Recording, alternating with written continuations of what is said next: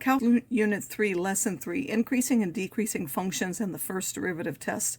So first of all, we know that an increasing function means that as we get bigger for the x's, then the y values also have to get bigger as we move to the right. And a decreasing function means as we move to the right for the x's, the y's are moving down, so that the function value for the first one is bigger than the function value for the second one. So we're going to be able to use the first derivative to tell where a function is increasing or decreasing. So if it's continuous and differentiable on an open interval, and we know that it's positive for that every point in there, then it has to be increasing on that interval. If it's negative everywhere in that interval, then the function is decreasing on that interval. And if it's 0, then f is constant on that interval.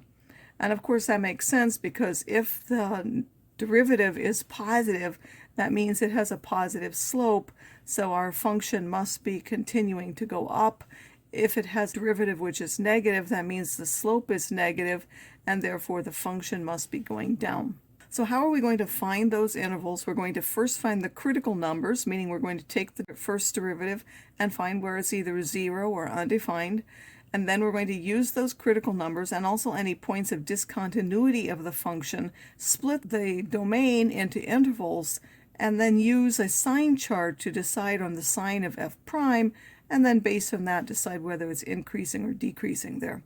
So we'll start off with a quadratic function, and we want to know whether it's increasing or decreasing, and we know how to graph those and look at them. So if we look at this graph, it looks like it's at 3, and that it's decreasing until you get to 3, and then increasing to the right of 3.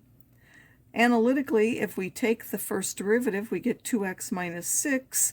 We set that equal to 0 to find any critical values. Of course, it's not undefined anywhere since it's a quadratic. And we get x equals 3, so 3 is our critical value. We put 3, and then we want a sign chart. So if you pick a number less than 3, if you put 2 in the first derivative, that will be a negative value. And of course, we know based on sign charts that that will be, because it's a polynomial function, it will be the same for every point in that interval. So it's negative everywhere. If we pick a point here like 4, this is a positive number, so it will be positive everywhere. Since it has a first derivative which is negative, that means that the original function, the quadratic, is decreasing there, and since the derivative is positive, that means the original function is increasing there.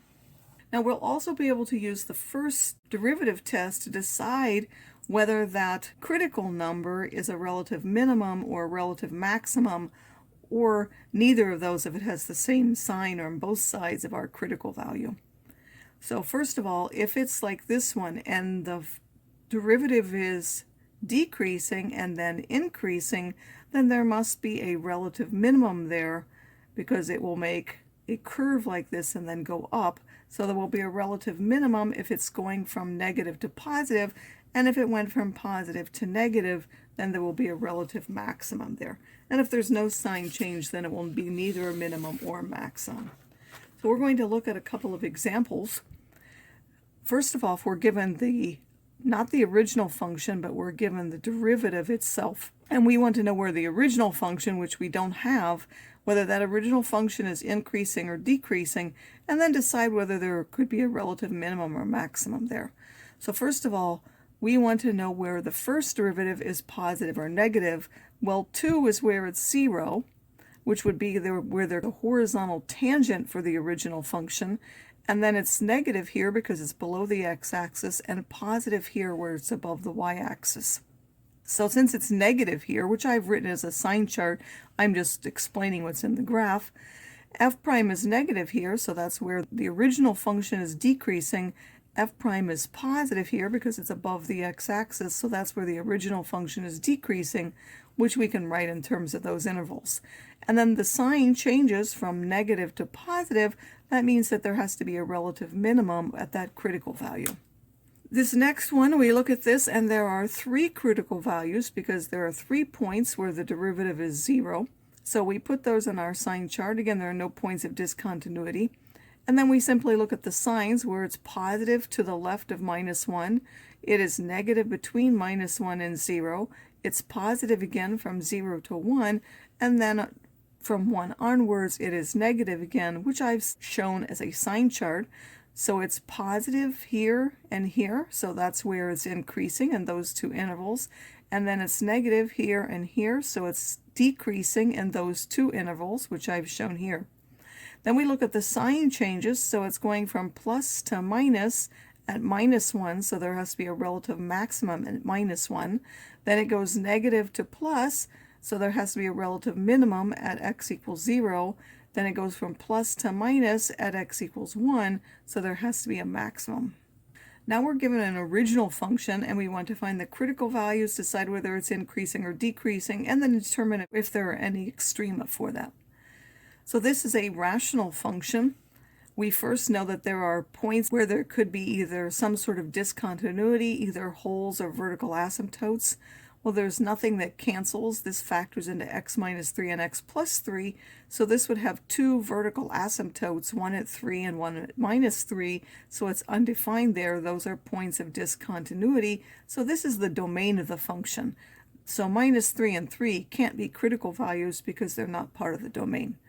Now we're going to take the first derivative. We're going to take, since it's a quotient, we'll use the quotient rule. We'll take the bottom times the derivative of the top, minus the top times the derivative of the bottom, all over the bottom squared. And then when you simplify that, that's minus 18x over the quantity x squared minus 9 squared. Of course, critical values is where that's either 0 or undefined.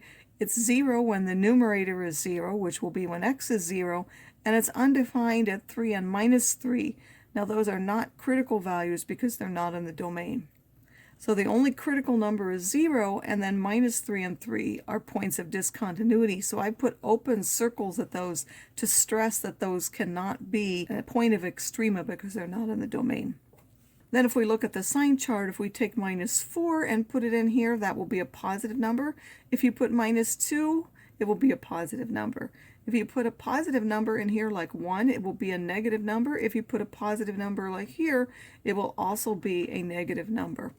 So that means it's increasing up until -3, and then it's also increasing from -3 to 0, and then it's decreasing from 0 to 3, and from 3 to infinity, and then we have to look for sign changes to know if there's an extrema. Of course, the only point is at 0 that it could be. So we go from positive to negative. There has to be a relative maximum at x equals 0, and if we put 0 in that original function, that would mean that there is an extrema at the point 0, 0. Now we can actually see this in our graphing calculator. So if we take and put that function in the graphing calculator and then we graph that, we can see that it actually is increasing here, and then it's increasing here, then it's decreasing here, and it's decreasing here. There are asymptotes at -3 and 3, and this point is a relative maximum.